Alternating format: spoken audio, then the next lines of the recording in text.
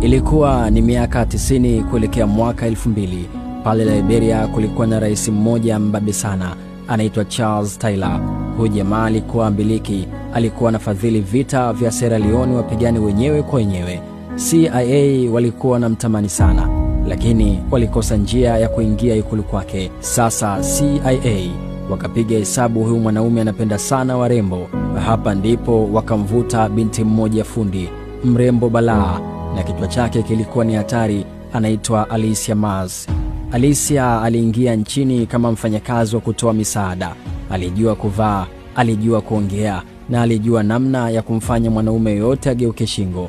Haikuchukua muda akajisogeza kwenye duru za karibu na rais. Siku moja kwenye bongi la pati, Charles Taylor akatupia jicho kwa Alicia. Alicia akatupa tabasamu moja la gharama mno. Taylor akaingia kingi. Hakujua kuwa huyu ni mwanamke ni sumu aliyetumwa na Washington. Alicia akawa mpenzi wa rais. Alikuwa anakaa naye ikulu, wanalala kitanda kimoja na wanakula meza moja. Wakati Taylor nadhani amepata tunda la roho yake, Alicia alikuwa anapiga kazi. Wakati rais amelala fofofo, Alicia alikuwa anachukua muda huo kupekua makaratasi ya siri, kusikiliza mazungumzo ya siri ya biashara za silaha na kujua ramani nzima jinsi almasi zinavyochimbwa na kuuzwa nje ya nchi. Kila kitu alichokiona usiku, asubuhi kilikuwa mezani kwa mabosi wa CIA.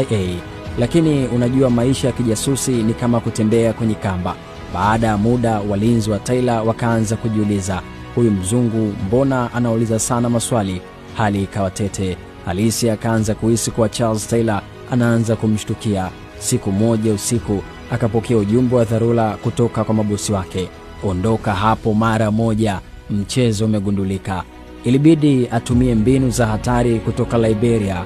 Usiku wa manane, kabla makomando wa Taylor hawajamkamata, alirudi nchini Marekani akiwa na siri zote ambazo baadaye zilitumika kumfunga Charles Taylor maisha kule mahakama ya The Hague kwa makosa kivita. Imeandikwa na Nyemo Musa Chilongani. Mimi ni Steve Champion.